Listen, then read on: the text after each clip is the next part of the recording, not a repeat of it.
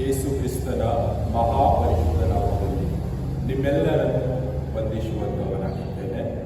Price the Lord. ಶಾಲೋಮ್. ಈ ಬೆಳಗಿನ ಜಾವದಲ್ಲಿ ವಾಕ್ಯ ಓದಿಕೊಳ್ಳೋಣ.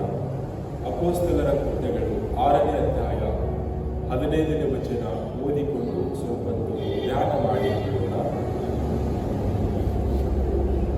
ಆಗ ಹಿರೀ ಸಭೆಯಲ್ಲಿ ಹುಟ್ಟಿದವರೆಲ್ಲರೂ ಅವನನ್ನು ದೃಷ್ಟಿಸಿ ನೋಡಿ, ಅವನ ಮುಖವು ದೇವದೂತನ ಮುಖದಂತೆ ಇರುವುದನ್ನು ಕಂಡರು. ವಾಕ್ಯದ ಶಿರೋನಾಮೆ ನೋಡುವಾಗ ದೇವದೂತನ ಮುಖದಂತೆ ಎಂಬುದಾಗಿ. ಈ ವಾಕ್ಯದಲ್ಲಿ ನೋಡುವಾಗ ಯಾರ ಮುಖ ದೇವದೂತನ ಹಾಗೆ ಕಾಣಿಸುತ್ತಾ ಇದೆ? ಯಾಕೆ ದೇವದೂತನ ಮುಖದ ಹಾಗೆ ಕಾಣಿಸುತ್ತಾ ಇದೆ ಎಂಬುದಾಗಿ ಈ ವಾಕ್ಯದಲ್ಲಿ ನಾವು ನೋಡುತ್ತೇವೆ.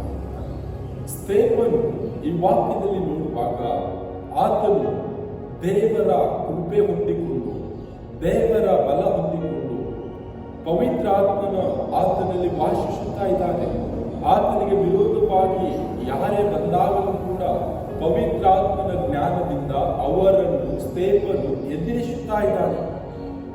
ಮತ್ತು ಹಿರಿಯ ಸಭೆಯಲ್ಲಿ ಆತನಿಗೆ ಅನೇಕ ಜನರು ವಿರೋಧವಾಗಿ ಸುಳ್ಳು ಸಾಕ್ಷಿ ಹೇಳಿದಾಗಲೂ ಕೂಡ ಆತನಿಗೆ ಜನರು ದೃಷ್ಟಿಸಿ ನೋಡುವಾಗ ಆತನ ಮುಖ, ಸ್ಟೇಫನನ ಮುಖ ದೇವದೂತನ ಮುಖದ ಹಾಗೆ ಕಾಣಿಸುತ್ತಾ ಇದೆ ಎಂಬುದಾಗಿ ಹಿರಿಯ ಸಭೆಯಲ್ಲಿರ್ತಕ್ಕಂಥ ಜನರು ಹೇಳುತ್ತಾ ಇದ್ದಾರೆ. ಸ್ಟೇಫನ ಮುಖ ದೇವದೂತನ ಮುಖದ ಹಾಗೆ ಯಾಕೆ ಕಾಣಿಸುತ್ತಾ ಇದೆ ಎಂಬುದಾಗಿ ನೋಡುವಾಗ ದೇವರ ಯೇಸು ಕ್ರಿಸ್ತನ ಕೃಪೆ ಆತನು ಹೊಂದಿಕೊಂಡಿದ್ದಾನೆ. ಪವಿತ್ರಾತ್ಮನು ಆತನಲ್ಲಿ ವಾಸಿಸುತ್ತಾ ಇದ್ದಾನೆ.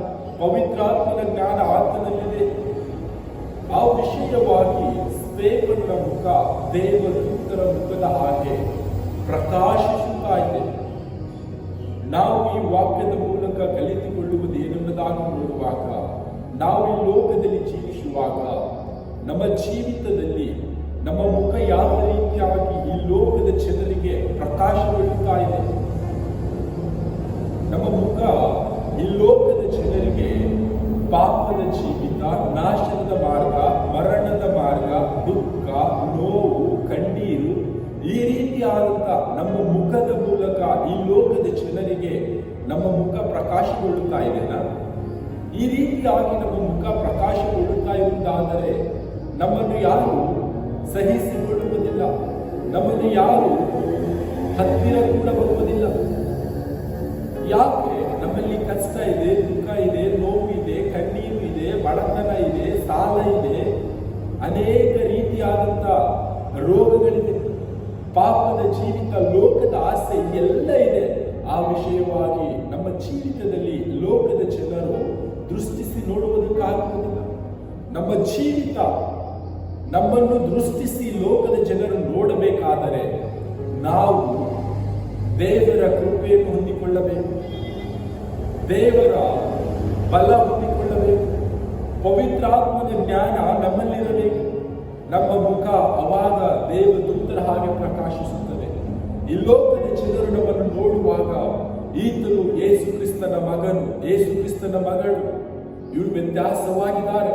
ಇವರ ಜೀವಿತದಲ್ಲಿ ಶಾಂತಿ, ಸಮಾಧಾನ, ಪ್ರೀತಿ, ಅನ್ಯೋನ್ಯತೆ, ಒಂದು ಉತ್ತಮವಾದಂಥ ಜ್ಞಾನ ಇವರ ಜೀವಿತದಲ್ಲಿ ಇದೆ ಎಂಬುದಾಗಿ ಅನೇಕ ಜನರು ನಮ್ಮನ್ನು ದೃಷ್ಟಿಸಿ ನೋಡುತ್ತಾರೆ. ನಮ್ಮ ಬಳಿಗೆ ಸಹಾಯ ಕೇಳುವುದಕ್ಕಾಗಿ, ನಮ್ಮ ಬಳಿಗೆ ಮಾರ್ಗದರ್ಶನ ಕೇಳುವುದಕ್ಕಾಗಿ ಅನೇಕ ಜನರು ಬರುತ್ತಾರೆ. ಅದು ಯಾವಾಗ? ದೇವರ ಕೃಪೆ, ದೇವರ ಬಲದಿಂದ ನಾವು ತುಂಬಿಕೊಂಡಾಗ, ಪವಿತ್ರಾತ್ಮನ ಜ್ಞಾನ ನಮ್ಮಲ್ಲಿರುವಾಗ ನಮ್ಮ ಮುಖವು ದೇವದೂತರ ಹಾಗೆ ಪ್ರಕಾಶಗೊಳ್ಳುತ್ತದೆ. ಈ ಒಂದು ದಿನದಲ್ಲಿ ಸುಂದರ ಸಮಯವಾಗಿದೆ. ನಮ್ಮ ಜೀವಿತ ಈ ಲೋಕದಲ್ಲಿ ಯಾವ ರೀತಿಯಾಗಿದೆ ಎಂಬುದಾಗಿ ನಾವು ಯೋಚಿಸಿದ ಹಾಗೆ ಈ ಒಂದು ದಿನದಲ್ಲಿ ವಾಕ್ಯದ ಮೂಲಕ ನಾವು ಕಲಿತುಕೊಂಡಿದ್ದೇವೆ. ನಾವು ನಮ್ಮ ಮುಖ ದೇವದೂತರ ಹಾಗೆ ಪ್ರಕಾಶಗೊಳ್ಳಬೇಕು ಎಂಬುದಾಗಿ ನೋಡುವಾಗ ದೇವರ ಕೃಪೆಯನ್ನು ಹೊಂದಿಕೊಂಡು, ಪವಿತ್ರಾತ್ಮನ ಜ್ಞಾನ ಹೊಂದಿಕೊಂಡು ಈ ಲೋಕದಲ್ಲಿ ನಾವು ಜೀವಿಸುವಂತವರಾಗೋಣ. ನಮ್ಮ ಮುಖ ದೇವದೂತರ ಹಾಗೆ ಪ್ರಕಾಶ ಯಾವಾಗಗೊಳ್ಳುತ್ತದೆ ಎಂಬುದಾಗಿ ನೋಡುವಾಗ, ಪ್ರತಿನಿತ್ಯವೂ ವಾಕ್ಯವನ್ನು ಓದುವಾಗ, ಯೇಸು ಕ್ರಿಸ್ತನ ಪ್ರೀತಿ ನಮ್ಮಲ್ಲಿರುವಾಗ, ಯೇಸು ಕ್ರಿಸ್ತನು ನಮ್ಮಲ್ಲಿ ವಾಸಿಸುವಾಗ ನಮ್ಮ ಮುಖ ಪ್ರಕಾಶಗೊಳ್ಳುತ್ತದೆ. ದೇವದೂತರ ಹಾಗೆ ನಮ್ಮ ಮುಖ ಹೊಳೆಯುತ್ತದೆ. ಲೋಕದ ಜನರು ನಮ್ಮನ್ನು ದೃಷ್ಟಿಸಿ ನೋಡುತ್ತಾರೆ. ಆ ದಿನದಲ್ಲಿ ಸ್ನೇಹವನ್ನು ಯಾವ ರೀತಿಯಾಗಿ ಜನರು ತಪ್ಪು ಹೊರಿಸಿದರೋ, ತಪ್ಪು ಹೊರಿಸಿದಾಗಲೂ ಕೂಡ ಆತನ ಮುಖದಲ್ಲಿ ದೇವದೂತರ ಕಳೆ ಕಾಣಿಸುತ್ತಾ ಇತ್ತು. ಈ ಒಂದು ದಿನದಲ್ಲಿ ಲೋಕದಲ್ಲಿ ನಾವು ಜೀವಿಸುವಾಗ, ದೇವರ ಕೃಪೆ ನಮ್ಮ ಜೀವಿತದಲ್ಲಿರುವಾಗ, ಈ ಲೋಕದಲ್ಲಿ ಅನೇಕ ಜನರು ನಮಗೆ ತಪ್ಪು ಹೊರಿಸಲಿ, ಅನೇಕ ಜನರು ನಮ್ಮನ್ನು ಸೋಲಿಸುವುದಕ್ಕಾಗಿ ನೋಡಲಿ, ಅನೇಕ ಜನರು ನಮ್ಮನ್ನು ಕಾಲಿಡುವುದಕ್ಕಾಗಿ ನೋಡಲಿ, ದೇವರ ಕೃಪೆ, ದೇವರ ಜ್ಞಾನ, ಪವಿತ್ರಾತ್ಮನು ನಮ್ಮಲ್ಲಿರುವಾಗ ನಮ್ಮ ಮುಖ ಯಾವಾಗಲೂ ದೇವದೂತರ ಹಾಗೆ ಹೊಳೆಯುತ್ತದೆ. ನಮ್ಮ ಜೀವಿತ ಯಾವಾಗಲೂ ಜಯದ ಜೀವಿತವಾಗಿರುತ್ತದೆ. ಕರ್ತನು ಈ ವಾಕ್ಯ ನಮ್ಮೆಲ್ಲರ ಆತ್ಮದ ಬಗ್ಗೆ ಆಶೀರ್ವದಿಸಲಿ. ಆಮೆನ್.